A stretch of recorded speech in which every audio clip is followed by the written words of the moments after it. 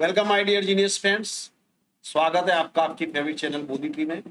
दोस्तों आज हम स्टैंडर्ड 10 का चैप्टर नंबर 3 देखने वाले हैं, यूनिट 3। बहुत ही मोटिवेशनल चैप्टर है, टॉपिक है। तो उससे पहले हम प्री टास्क देखेंगे। तो पहले देखिए, you must be the change that you want to see in the world. यानी आपको बदलाव बनना चाहिए जो आप दुनिया में देखना चाहते हैं। Do you know who said this? क्या आप जानते हैं किसने कहा था? There are people in India who followed these words of Mahatma Gandhi. ये वाक्य किसने कहा था? महात्मा गांधी ने। And influenced the lives of many। और उन्होंने बहुत से लोगों के जीवन को इन्फ्लुएंस किया था। इन्फ्लुएंस यानी प्रभावित किया। इन्फ्लुएंस का मतलब होता है प्रभावित करना। लिख देता हूं मैं, इन्फ्लुएंस। आपको वोकेबलरी तैयार करनी चाहिए। ये जो लाइव्स, ये जो शब्द है, लाइफ का बहुवचन होता है लाइव्स। लाइफ इसका बहुवचन होगा lives. Okay, let's read about such people who with their small initiatives change the lives of many। आज हम उन लोगों के बारे में पढ़ेंगे जिन्होंने अपने छोटे से इनिशिएटिव से बहुत से लोगों के जीवन में बदलाव लाया। इनिशिएटिव यानी शुरुआत से। Wastage of water is one of the most serious issues of the country today. यानी पानी की जो बर्बादी है, वेस्टेज यानी बर्बादी, ये हमारे देश का एक सबसे गंभीर इश्यू है। सीरियस का मतलब होता है गंभीर, इश्यू यानी मुद्दा। But there is one man who decided to help people stop it by helping them single-handedly। लेकिन एक आदमी जिसने निश्चय किया कि वो अकेले ही लोगों की मदद करेगा। Therefore he is known as one man NGO। इसलिए उसको कहते हैं one man NGO. NGO full form याद रखिएगा, non government organisation. The writer यानी लेखक, आर्टिस्ट, कलाकार and cartoonist Abid Surti wages war against water wastage. Abid Surti जो एक लेखक हैं, कलाकार हैं, कार्टूनिस्ट हैं, उन्होंने वाटर वेस्टेज के खिलाफ युद्ध का अभियान चालू किया। Every Sunday this national award winner walks around homes in Mumbai and fixes leaking taps to save every drop of water. वो क्या करते हैं, हर संडे को मुंबई में जाते हैं और जो टपकते हुए नल है उनको ठीक करते। ये लोगों के घर पे जाते हैं, पूछते कि क्या आपके घर में कोई नल है जो बिगड़ा हुआ, पानी टपक रहा है, फिर ये उसको जाकर ठीक करते। वंडरफुल आइडिया आइडेंटिटी, क्या ये एक अद्भुत विचार नहीं? आबिद से if I can you can. Abid का कहना कि यदि मैं ऐसा कर सकता हूं तो आप भी कर सकते। Have you heard about the mother of orphans? क्या आपने अनाथों की मां के बारे में सुना? दोस्तों ये सिंधुमती सबकल की कहानी है। मैंने इनके ऊपर एक हमारी जो दूसरी चैनल है उसका नाम याद रखिएगा, सफलता वीडियो, उसमें लिख दे रहा हूं। उसमें इनके जीवन पे मैंने एक डॉक्यूमेंट्री बनाई है, बहुत ही इंटरेस्टिंग डॉक्यूमेंट्री है। तो सिंधुमती सबकल का जो जीवन है उसकी आप कहानी सुनोगे तो आंखों में आंसू आ जाएगा। इतना संघर्ष में इनका जीवन था। जब वो प्रेग्नेंट थी तो उनके पति ने उनको घर से बाहर निकाल दिया और पशुओं का जो वाड़ा था उसमें फेंक दिया। Then she was pregnant। फिर वही उन्होंने एक बच्ची को जन्म दिया। और सबसे बड़ी आश्चर्य की क्या बात थी कि उन्होंने जब होश खुले, उनकी आंखें खुली तो उन्होंने देखा कि एक गाय ने अपने पैरों के बीच में उनको सुरक्षित रखा था। तो उन्होंने गाय को नमस्कार किया जब उनको होश आया, बोले कि जिस तरह तुमने मेरी मदद की है, मेरा जीवन बचाया, मैं भी इसी तरह लोगों का जीवन में बदलाव लाऊंगा। फिर इनका जीवन पूरा संघर्ष से भरा रहा। इन्होंने जो शमशान में जो लोग अनाज फेंकते हैं, अनाज और आटा डालते हैं, उस आटे से इन्होंने रोटी पकाई। जो चिता की आग होती है उस पर रोटी पकाकर खाई। इतना मतलब इतना संघर्ष वाला जीवन था। और इन्होंने हजारों बच्चे जो थे उनके जीवन में बदलाव लाया। तो बहुत ही इंटरेस्टिंग कहानी है और मैं इसकी लिंक शेयर करूंगा, आप लोग देखिएगा। तो Sindhumati Sapkal is a social worker who has adopted more than 1000 orphan children. Orphan यानी अनाथ। सिंधुमती सबकल एक सामाजिक कार्यकर्ता है जिन्होंने 1000 से ज्यादा ऑर्फेन, ऑर्फन का मतलब होता है अनाथ, अनाथ बच्चों को एडॉप्ट किया है। एडॉप्ट का मतलब होता है दत्तक लेना। Her life started as being as unwanted child. वो खुद एक अनवांटेड चाइल्ड थी। उनके घर पे उनको सब, जब उनका बचपन में जन्म हुआ तो उनको चिंदी कहते थे। चिंदी का मतलब तो आप लोग जानते हो, चिंदी मतलब अनवांटेड, कपड़े का टुकड़ा होता था, उसको हम चिंदी बोलते थे। इस तरह से उनका नाम पाड़ दिया गया। Her husband abandoned her when she was 9 months pregnant. जब वो 9 महीने की प्रेग्नेंट थी तब उनके पति ने उनको अबंडन कर दिया। अबंडन यानी त्याग करना, घर से बाहर निकाल दिया था, मरने के लिए छोड़ दिया था, यूं कहिए। She had to beg on street to survive and realize that about the condition of the orphan children. उनको सरवाइव करने के लिए गलियों में भीख मांगनी पड़ी। तब उनको एहसास हुआ कि अनाथ बच्चों के बारे में, कि उनका जीवन कैसे चलता है। Her circumstances forced her to lose courage and succumb to the adverse situation. Circumstances का मतलब होता है परिस्थितियां। उनकी परिस्थिति ने उनको बाध्य किया कि वो हिम्मत हार जाए और परिस्थितियों के आगे घुटने टेक दे। But Sindhumati emerge stronger with every difficulty she faced. देखिए सिंधुमती क्या हुआ, हर मुसीबत के साथ वो और ज्यादा स्ट्रॉन्ग होती गई, ताकत होती गई। डिफिकल्टी का मतलब होता है कठिनाई। Today she proudly says, I am there for all those who have no one. आज वो बड़े गर्व से कहती कि मैं उन सभी के लिए हूं जिनका कोई नहीं। कहा जाता है हर अनाथ की माई सिंधु ताई। ओके, अब हम मेन जो हमारा लेसन है उसके बारे में आ रहे हैं। An interview with Arun Krishnamurthy. तो दोस्तों आप में इसमें जो सेंटेंस आते हैं उसको भी याद रखना है। आपकी एक एक्सरसाइज आती है, उसमें सेंटेंस दिया जाता है और आपको टॉपिक को आइडेंटिफाई करना पड़ता है कि ये किस टॉपिक का सेंटेंस है। ओके, सो ये जो है इसके जो वोकेबलरी वो लिखना है, और अगर आप इन शब्दार्थ भाषांतर करके लिखो तो बहुत अच्छी बात होगी। Arun Krishnamurthy was just 17 years old when he founded the NGO Environmentalist Foundation of India EFI। उनकी उम्र कितनी थी? मात्र 17 वर्ष, जब उन्होंने फाउंड किया। फाउंड यानी स्थापित करना।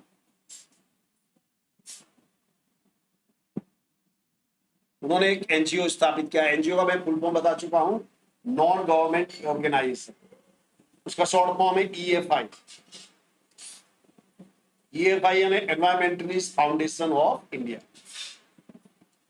Beginning with the turtle walk. Turtle का मतलब होता है कछुआ।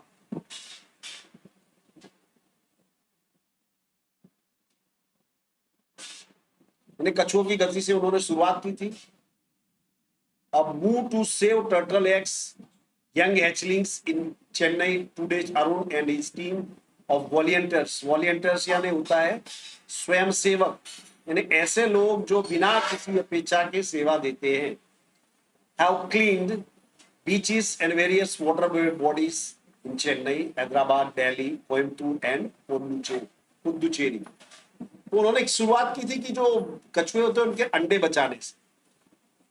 तो आज उनकी जो टीम है वो बीच की सफाई करती, और अलग अलग शहरों में जैसे चेन्नई है, हैदराबाद, दिल्ली, कोयम्बतूर, पुडुचेरी, यहाँ पे जो वाटर बॉडीज होती है, वाटर बॉडीज यानी तालाब है, नदी है, इनको सफाई करने का काम करती है। द टीम क्लीन्स लैक्स, तालाब, बीचेस, समुद्र का किनारा, juice, plants trees, educate people through street plays and also makes environment friendly paper bags. इसकी एक्टिविटीज में ये लोग क्या करते हैं कि लेक साफ करते, बीच साफ करते, जूस को साफ करते हैं, पौधे लगाते, लोगों को शिक्षित करते हैं प्ले के द्वारा। स्ट्रीट प्ले जो गलियों में नाटक को परफॉर्म करके लोगों को जागृत करते हैं, और पेपर बैग बनाते हैं, environment friendly paper bags. Arun's team has students who joined him when they were in class 7 and continued to work with him even after 5 years. Arun की टीम में ऐसे विद्यार्थी जो उन्होंने, जब वो कक्षा 7 में थे तब उन्होंने काम की शुरुआत की, और उसके 5 वर्षों बाद भी उससे जुड़े हुए। ओके, सो हम इंटरव्यू देख रहे हैं। Which experience as a child inspired you to take up the cause of the environment? What was your first activity? यानी किस अनुभव ने आपको इंस्पायर किया? इंस्पायर यानी प्रेरित करना।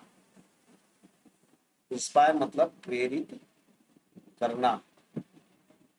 इसी से बना है इंस्पिरेशन। इंस्पिरेशन यानी प्रेरणा, यानी कौन सी जो घटना थी, ये कौन सा अनुभव था जिसने आपको पर्यावरण का जो मुद्दा था उठाने के लिए प्रेरित किया। What was your first activity, आपकी पहली प्रवृत्ति क्या थी। A beautiful lake next to my house, which once had a lot of birds, frogs, and snakes, was heavily polluted. देखिए, pollution का मतलब होता है प्रदूषण, और polluted मतलब होता है प्रदूषित। देखिए, एक ही शब्द से कई शब्द बनते हैं। तो जो वाटर बॉडी थी वो क्या हो गई थी, प्रदूषित हो गई थी। उसमें बहुत से पक्षी, मेंढक और सांप रहते थे। It led to the spread of mosquitoes and turned a lovely place into an ugly neighborhood. उसमें क्या, मॉस्किटोस, मॉस्किटो का मतलब होता है मच्छर, स्प्रेड यानी फैल गए, और तो एक जो खूबसूरत जगह थी वो अगली बन गई। अगली यानी कुरूप, बदसूरत। पहले वो जगह काफी खूबसूरत होती थी, लेकिन बाद में वो बदसूरत हो गई। This hurt me badly and I wanted to do something about it. इससे मुझे काफी तकलीफ हुई और मैं उसके बारे में कुछ करना चाहता था। I got together with a couple of friends and cleaned the pond next to my house. मैंने कुछ लोगों से साथ मिल करके जो बगल में जो पॉन्ड था, पॉन्ड यानी तालाब, उसको साफ करने का निश्चय। This was the first activity, ये मेरी पहली प्रवृत्ति थी। What kind of support did you get from your parents and teachers? तुम्हें अपने पेरेंट्स और टीचर से कैसा सपोर्ट मिला? Was there any conflict between study time and activism? conflict का मतलब याद रखिए, संघर्ष, कि पढ़ाई और उसमें बीच में कभी कोई संघर्ष हुआ। I have supportive parents who understood that my interest was the environment. मेरे बहुत ही सपोर्टिव पेरेंट्स, सपोर्टिव यानी सहायता देने वाले, समझने वाले, मदद करने वाले। उनको एक एहसास होगा कि मेरा जो पहला इंटरेस्ट किस में है, पर्यावरण में। They have never stopped me from doing what I want. उन्हें कभी मुझे जो चाहता हूं उसको करने से नहीं रोका। On my part, I also made sure that I did not fail my parents in any way. और दूसरी ओर मैंने भी ध्यान रखा कि मैं कभी भी अपने पेरेंट्स को निराश नहीं करूंगा। I always inform them about everything. Inform यानी सूचना देना। मैंने हमेशा उनको हर चीज के बारे में सूचना दी, यानी मैं उनको बताता था कि what I am going to do, मैं क्या कर रहा हूँ। I did and took their advice. देखिए, एडवाइस शब्द को याद रखिए, ADVICE, ये होता है सलाह देना, ये है वर्ब। अगर मैंने ऐसे लिख दिया ADVIC, तो इसका मतलब होता है सलाह, ये हो जाता है नाउन। ओके, ये चीजें याद रखिएगा। जंपिंग इनटू एक्शन है, किसी भी एक्शन में जाने से पहले, कोई भी काम करने से पहले मैं उनकी सलाह अवश्य लिखता हूं। I have teachers who taught me how to go about things. मेरे शिक्षक थे जिन्होंने मुझे बताया कि कैसे कोई भी काम को करना है। They also taught me humility. Humility का मतलब याद रखिए, विनम्रता। उन्होंने मुझे विनम्रता भी सिखाई। So that I did not become snobbish और अरोगेंट, जिससे कि मैं अरोगेंट यानी घमंडी ना बन जाऊं। And start thinking I was a superstar because I was doing all the environment work. और मैं ऐसा ना सोचने लगूं कि मैं सुपरस्टार हूं क्योंकि मैं पर्यावरण का काम कर रहा हूं। They taught me to be simple and keep learning all the time. उन्होंने मुझे सिखाया कि सिंपल रहूं और हमेशा सीखता रहूं। I am not an activist. I am an environmentalist. मैं कोई एक्टिविस्ट नहीं हूं, मैं पर्यावरणवादी हूं। I have learned so much by doing this work. इस काम को करते हुए मैंने बहुत कुछ सीखा है। How did your school and college further your interest?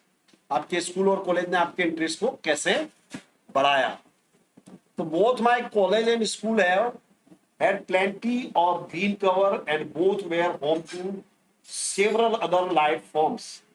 तो बहुत मेरे स्कूल और कॉलेज में क्या बहुत सारा ग्रीन कवर, ग्रीन कवर मतलब ट्रीज, बहुत सारे ट्रीज है वहां पे। And both were home to several other life forms. और वो जो थे, जो हरे पेड़ थे, बहुत से जीवन के लिए आधार थे। यानी वहां पे बहुत से बर्ड्स रहते थे, बहुत से एनिमल्स रहते थे, बहुत से इंसेक्ट्स रहते थे। This made me understand their importance. Importance का मतलब होता है महत्व। इससे मैं उनका महत्व समझ सका। How beautiful they are and why we need to protect them. Protect का मतलब होता है रक्षा करना। मुझे एहसास हुआ कि पेड़ कितने खूबसूरत हैं और हमें उनकी रक्षा क्यों करनी चाहिए। These animals are on their own. On their own means to say independent. ये जो प्राणी है ये क्या है? इंडिपेंडेंट, यानी आत्मनिर्भर है। Find their own food and are always active, on the move and never lazy. ये अपना भोजन खुद ढूंढते हैं, हमेशा एक्टिव रहते हैं और कभी भी आलसी नहीं होते। इट इज सो पॉजिटिव, ये बहुत ही सकारात्मक चीज है। We have a lot to learn from them. हमको इनसे बहुत ही कुछ सीखना है। Did you feel any hesitation in quitting a well paying job and venturing into this full time? तो बोले इसमें उनकी ये जो कृष्णमूर्ति है, इनकी पहले जॉब लग गई थी गूगल में, लेकिन उन्होंने जॉब छोड़ दी। क्विट का मतलब होता है छोड़ना। बोले जो जॉब छोड़ते हुए आपको हेजिटेशन नहीं हुआ? What were the options you weighed before you arrived at your decision? तो जब आपने ये निर्णय लिया उससे पहले आपने कौन कौन से ऑप्शंस को ध्यान में रखा? It is always good to decide in favour of what you really love to do. तो आप जिसको आपको सचमुच प्रेम करते हो उसके बाद आप फेवर में डिसीजन लेना, ये हमेशा अच्छा होता है। I quit my job at Google but I still keep in touch with my friends there. मैंने जो मेरी जॉब थी गूगल में मैंने छोड़ दी, लेकिन वहां पे जो मेरे मित्र आज भी मैं उनके टच में रहता हूँ। So only my duties at Google have come to an end, not my emotional bond. इसलिए जो मेरी वहां ड्यूटीज थी वो खत्म हुई है, लेकिन जो मेरा इमोशनल जो मेरी बॉन्डिंग है, इमोशनल जो मेरा बंधन है, उसका खत्म नहीं हुआ, यानी वो अभी भी चालू है। I understood that I had to leave the job at that minute in 2010 or else I would never be daring enough to do so. मुझे समझ में आया कि मुझे जॉब छोड़ देनी चाहिए उसी समय, अदरवाइज अन्यथा मैं कभी भी इतनी हिम्मत नहीं ला पाऊंगा। I could not sit back and enjoy life and environmental damage was happening on such a large scale. मैं घर पे बैठ करके जीवन को एंजॉय नहीं कर सकता था जब मेरे बाजू में ही, यानी हमारे आजू बाजू ही जो पर्यावरण है उसको इतना बड़ा डैमेज हो रहा हो। डैमेज यानी नुकसान। I wanted to do something and that something needed my full attention. मैं कुछ करना चाहता था और जो कुछ था उसको मेरे फुल अटेंशन की जरूरत थी। So I left Google for EFI. तो मैंने ईएफआई के लिए गूगल को छोड़ दिया। What kind of garbage? Garbage का मतलब हम कह सकते हैं कचरा। Do people throw into water bodies? लोग वाटर बॉडीज में, वाटर बॉडी का मतलब समझिए आप, नदी, तालाब, समुद्र वगैरह, ये दीज आर वाटर बॉडीज। कैसा कचरा फेंकते हैं? How do you deal with the removal of this garbage once you clean the water body? जब आप ये जो रिमूवल होता है, यानी जो कचरा आप निकालते हो, उसके साथ आप क्या डील करते, किस तरह से, यानी आप उसका उपयोग करते हैं? Everything from a diaper to a worn out slippers, we find everything in our lakes. हमको क्या क्या मिलता है तालाब में?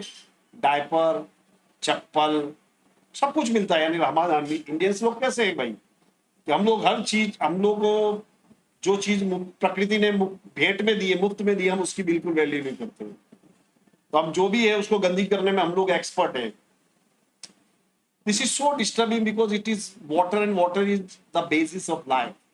ये बहुत ही डिस्टर्बिंग है। देखिए पानी है और पानी क्या है? बेसिस ऑफ लाइफ, जीवन का आधार। How can we not care for these water bodies? हम ये वाटर बॉडीज का केयर कैसे नहीं कर सकते? क्यों लापरवाह हो सकते? We use this garbage for landfill with no other, with no or minimal exposure to the outside environment. ये जो कचरा निकलता है इसका हम लैंडफिल में उपयोग करते हैं। लैंडफिल यानी कोई खड्डा वगैरह हो तो उसमें डाल देते हैं, जहां पे वो एक्सपोज ना हो। एक्सपोज यानी वो दूसरी चीजों के संपर्क में ना आए। इस प्रकार से we ensure that the lake area and the water holding are free from garbage so that birds, frogs and snakes can live in peace. हम इस बात का ध्यान रखते हैं कि हमारा जो लेक है, तालाब है, वाटर होल्डिंग से ये कचरे से मुक्त हो, ताकि पक्षी, मेंढक, सांप शांति से उस वाटर बॉडी में रह सके। How many days does it take to clear a large lake? एक बड़ी सी झील को साफ करने में कितना समय लगता है? Do you use any special equipment for cleaning and safe? Equipment का वो हम कह सकते हैं साधन, याद रखिएगा। सेफ्टी यानी सुरक्षा। आप सुरक्षा के लिए और किस साधनों का उपयोग करते हैं? Depending on the size of the lake and the amount of garbage it can take anywhere between 5 days and 3 months to completely clean a lake. ये साइज पर आधार रखता है लेक के और कचरे की मात्रा पर। इसमें 5 दिन से लेकर 3 महीनों तक का समय लग सकता है। We have our tools like rakes and spades. हम फावड़ा और जो रैक्स आप देखते हो सेवाल जैसा कहते हैं उसका उपयोग करते हैं। What kind of production gears do you use? Gear का मतलब होता है साधन। आप किस तरह के प्रोडक्शन के साधन लेते हो? Can you describe the cleaning process briefly? Describe का मतलब होता है वर्णन करना।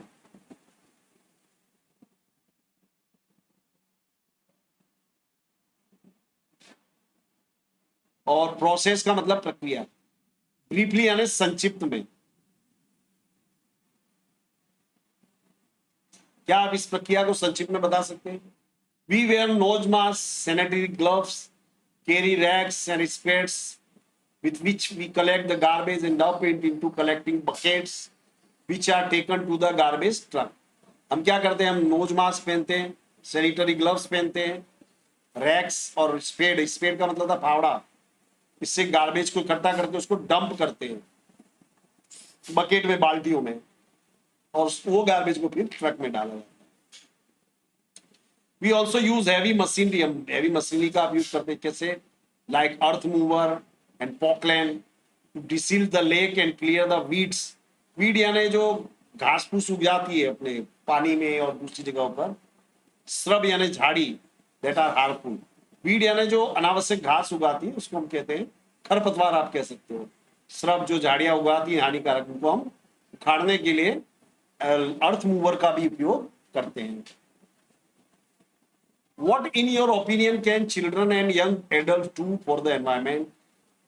यानी आपके अनुसार, आपके मतानुसार जो यंग एडल्ट है वो पर्यावरण के, वो बच्चे हैं, पर्यावरण के लिए क्या कर सकते हैं? What would be a small beginning by all of us in terms of protecting the environment? पर्यावरण को बचाए रखने के मामले में हमारी छोटी शुरुआत क्या हो सकती है? Firstly, we should all stop throwing trash outside our homes. Trace का मतलब कचरा। सबसे पहली बात, हमें घर के बाहर जो कचरा फेंकते बंद करना चाहिए। Next, we should reduce the amount of trash we generate. Trash यानी कचरा, और जो हम कचरा पैदा करते हैं, जो जनरेट करना यानी पैदा करना, उसको हमको रिड्यूस करना चाहिए। रिड्यूस यानी घटाना, कम करना। straws, tissues, wrappers, batteries, fast food junk, all these end up in lakes and they come from our homes. तो हम तालाब में क्या क्या डालते? देखो, स्ट्रो तो आप जानते हो, जिससे कोल्ड ड्रिंक वगैरह पीते हैं। टिश्यू पेपर है, रेपर है, बैटरी है, फास्ट फूड का जो फास्ट फूड खाने के बाद जो बचता है जंक, वो सब हम कहाँ डालते हैं? वाटर बॉडीज में डालते हैं। If you can reduce the amount of garbage at a home and if you can dispose all garbage safely, that itself is a great deal. तो हम क्या करें? ये जो अमाउंट है गार्बेज की, इसको रिड्यूस करें, कम करें, और इसको बड़ी सुरक्षा पूर्वक डिस्पोज करें। यानी जैसे आपने देखा होगा कि सूखा कचरा नीले रंग की बास्केट में डालना चाहिए, और जो गीला कचरा उसको हरे रंग की बास्केट में। तो छोटी छोटी सी बातें, अगर इसको आप फॉलो करते हो तो बहुत बड़ी समस्याएं सॉल्व हो जाती है। Every day every student is welcome to volunteer with us in helping the environment. हर विद्यार्थी का स्वागत है अगर वो पर्यावरण को बचाने के लिए हमारे साथ आना चाहे। How much time do school going children need to devote in say a week? School जाने वाले बच्चे एक सप्ताह में कितना समय दे सकते हैं?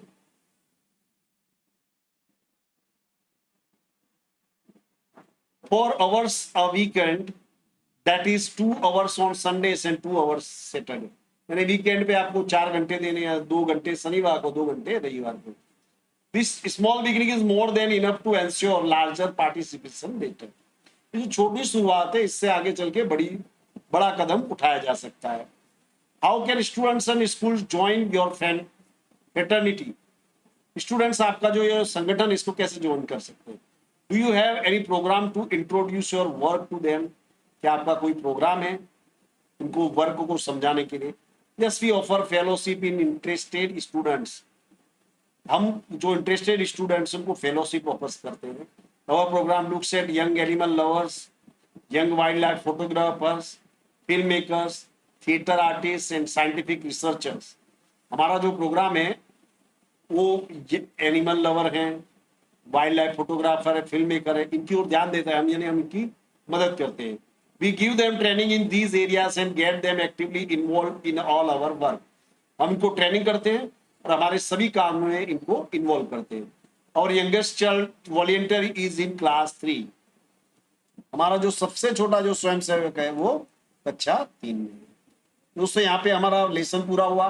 ये ग्लोसरी है, तो जैसे ये मैं अभी पाठ के बाद में बता रहा हूं, लेकिन आपको पाठ पढ़ने से पहले ग्लोसरी अवश्य पढ़नी चाहिए।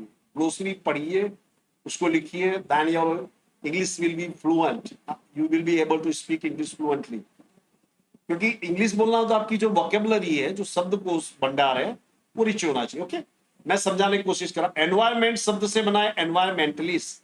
तो एनवायरमेंट यानी पर्यावरण, एनवायरमेंटलिस्ट यानी पर्यावरणविद, यानी पर्यावरण के साथ काम करने वाला व्यक्ति। A person who works to protect and the natural world from pollution and other threats। यानी ऐसा व्यक्ति जो हमारा जो आजू बाजू का जो नेचुरल वर्ल्ड है, पर्यावरण, पर्यावरण का मतलब क्या होता है? परिआवरण, जो यानी जो हमारे चारों ओर हुआ है, उसको प्रदूषण और दूसरी जो नेचुरल कैलेमिटीज से बचाता है। वेज, बिगिन और कंटिन्यू। वेज का मतलब होता है शुरू करना, एक वॉर को शुरुआत। टर्टल यानी कछुआ। वॉलेंटियर का मैं बता चुका हूं, स्वयंसेवक। Person doing some unpaid service willingly, यानी व्यक्ति इच्छा पूर्वक, अनपेड, अनपेड यानी बिना किसी वेतन के, धन के लाभ के काम करता है, दैट इज वॉलेंटियर। बीच यानी समुद्री किनारा। वाटर बॉडी का मतलब मैंने बता चुका हूं, तालाब, नदी, झील, ये सब वाटर बॉडी है। एनवायरमेंट यानी पर्यावरण। एनवायरमेंट फ्रेंडली यानी पर्यावरण को नुकसान ना पहुंचाए ऐसा। प्लेनेट का मतलब होता है ग्रह, लार्ज। तो दोस्तों मैंने यहाँ पे कुछ बताया है, आपको क्या करना है, ये सभी पहले देखें, कोई भी लेसन पढ़ने से पहले आपको ग्लोसरी पढ़नी चाहिए और खाली डाइजेस्ट का उपयोग मत करिए। ये सब करेंगे तो ही आप इंग्लिश में मार्क्स ला पाएंगे। तो दोस्तों मैं यहाँ आज अपना लेसन में पूरा कर रहा हूँ। आई एम श्योर आपको बहुत मजा आया होगा। ये पूरे दूसरे भी वीडियो में शेयर करूंगा, तो बने रहिए हमारे साथ। Thank you very much friends, have a very nice day.